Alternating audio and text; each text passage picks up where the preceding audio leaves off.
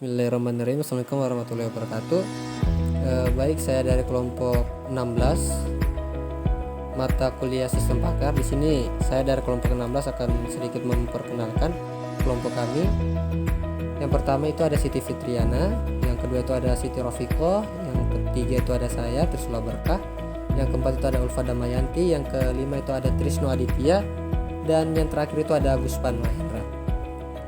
Nah, di sini kelompok kami akan sedikit mempresentasikan tentang apa sih sistem pakar itu sebenarnya dan bagian-bagian sistem pakar itu apa aja.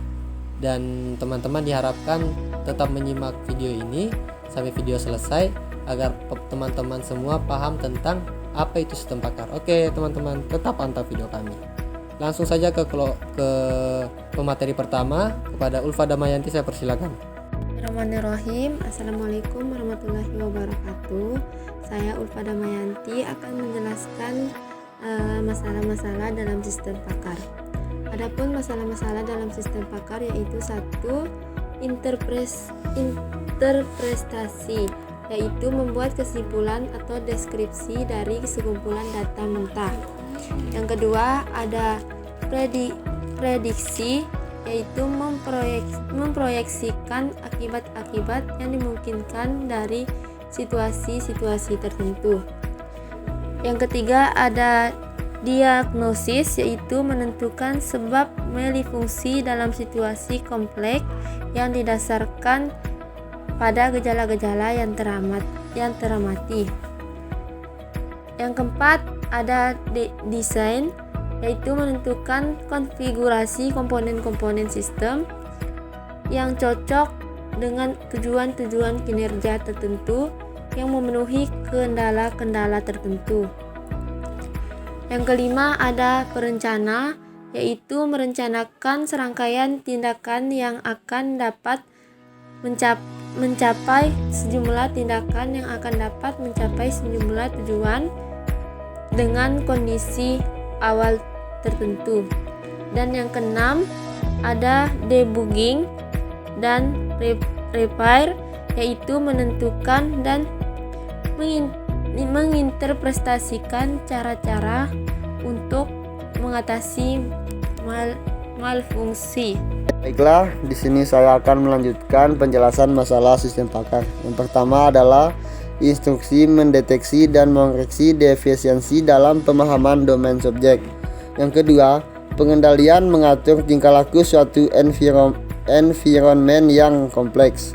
Yang ketiga, selection mengidentifikasikan pilihan terbaik dari sekumpulan kemungkinan.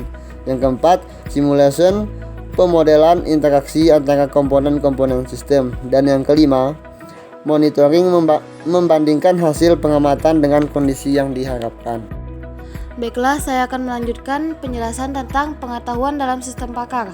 Sistem pakar adalah suatu program komputer yang mengandung pengetahuan dari satu atau lebih pakar manusia mengetahui suatu bidang spesifik. Jenis program ini pertama kali dikembangkan oleh periset kecerdasan buatan pada Dasawan Darsa tahun 1960-an dan tahun 1970-an dan diterapkan secara komersial selama tahun 1980-an. Bentuk umum sistem pakar adalah suatu program yang dibuat berdasarkan suatu set aturan yang menganalisis informasi atau biasanya diberikan oleh pengguna suatu sistem mengenai suatu kelas masalah spesifik serta analisis matematis dari masalah tersebut.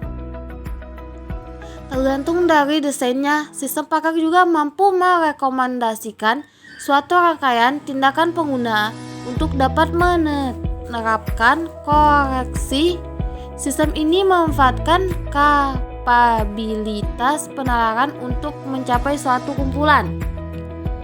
Adapun tujuan dan fungsi sistem pakar adalah sistem pakar expert system sendiri merupakan paket perangkat lunak atau paket program komputer yang ditujukan sebagai penyediaan nasihat dan sarana bantuan dalam memecahkan masalah di bidang-bidang spesifik tertentu seperti sains, perkayasaan, matematika, kedokteran, pendidikan, dan sebagainya.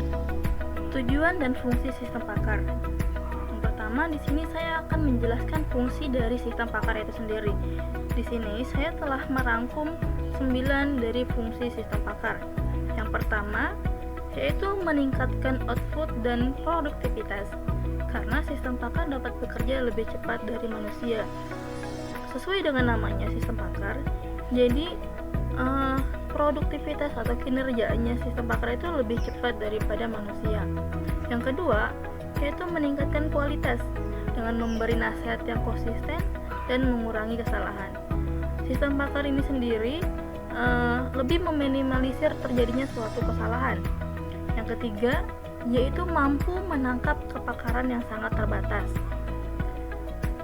Suatu kepakaran yang sangat terbatas pun mampu ditangkap oleh sebuah sistem pakar ini. Yang keempat yaitu dapat beroperasi di lingkungan yang sangat berbahaya. Intinya di lingkungan berbahaya pun sistem pakar ini dapat beroperasi, masih bisa beroperasi. Yang kelima yaitu memudahkan akses ke pengetahuan. Jadi akses untuk ke pengetahuannya lebih tinggi, itu lebih dimudahkan. Yang keenam yaitu handal. Apa sih handal itu? Sistem pakar tidak pernah menjadi bosan atau kelelahan ataupun sakit. Sistem pakar juga secara konsisten melihat semua detail dan tidak akan melewatkan informasi yang relevan dan solusi potensial. Yang ketujuh yaitu meningkatkan kapabilitas sistem terkomputerisasi yang lain. Integrasi sistem pakar dengan sistem komputer lain membuat lebih efektif dan mencakup lebih banyak aplikasi. Intinya lebih terintegrasi ya sistem pakar ini. Yang kedelapan yaitu mampu bekerja dengan informasi yang tidak lengkap atau tidak pasti.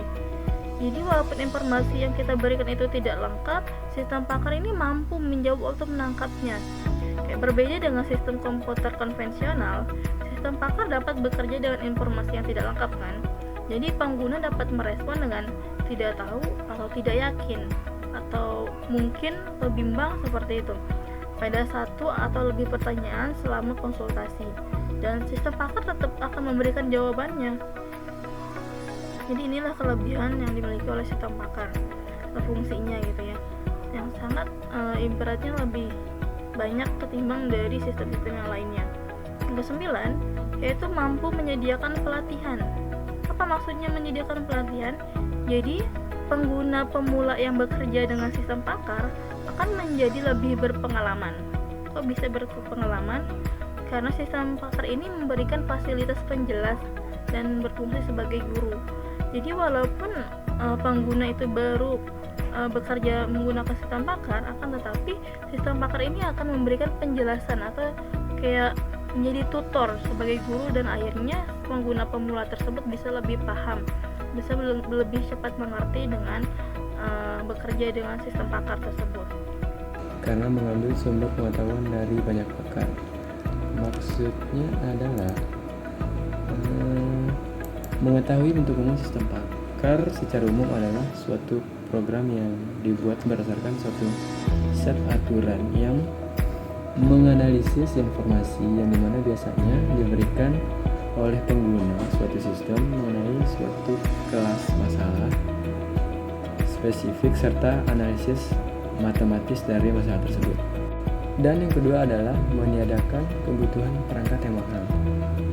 Maksudnya adalah karena si sistem pakar ini memiliki problem solving yang tinggi sehingga dia tidak membutuhkan perangkat yang mahal untuk mengoperasikan sistem pakar tersebut. Berikutnya adalah fleksibel. Kenapa dia fleksibel? Karena dia memiliki kemampuan problem solving yang dapat digunakan di berbagai macam situasi sehingga lebih mudah untuk dioperasikan. Dan menurut baik saya Tirsula Berkah di sini akan menjelaskan tentang bagian komponen sistem pakar. Jadi komponen sistem pakar itu ada 6. Yang pertama itu antarmuka pengguna atau user interface. User interface merupakan mekanisme yang digunakan oleh pengguna dan sistem pakar untuk berkomunikasi. Informasi yang diterima dari pemakai diubah ke dalam bentuk yang dapat diterima oleh sistem dan mengetahui yang dimengerti oleh pemakai. Yang kedua itu ada namanya basis pengetahuan. Basis pengetahuan itu untuk pemahaman, formulasi, dengan penyelesaian masalah komponen elemen dasar, yaitu fakta. Yang ketiga itu ada mesin inferensi. Mesin inferensi ini adalah bagian yang mengandung mekanisme fungsi berpikir, pola-pola penalaran sistem yang digunakan oleh seorang pakar. Mekanisme ini akan menganalisis atau menganalisa suatu masalah tertentu dan selanjutnya akan mencari jawaban atau kesimpulan yang terbaik. Mesin inferensi disebut juga alat dari sistem pakar. Yang keempat itu ada memori kerja. Memori kerja merupakan bagian dari sistem pakar yang menyimpan fakta-fakta yang diperoleh saat dilakukan proses konsultasi.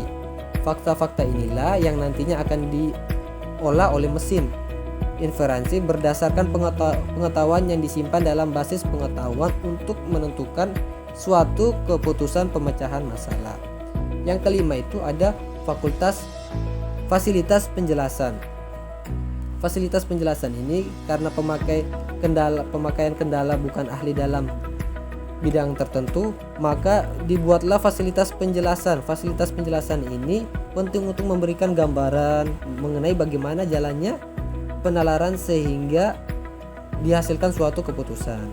Yang terakhir itu adalah fasilitas akuisisi pengetahuan.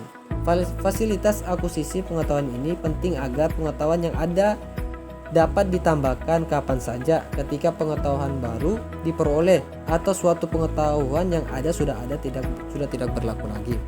Oke, mungkin cukup sekian presentasi dari kelompok kami.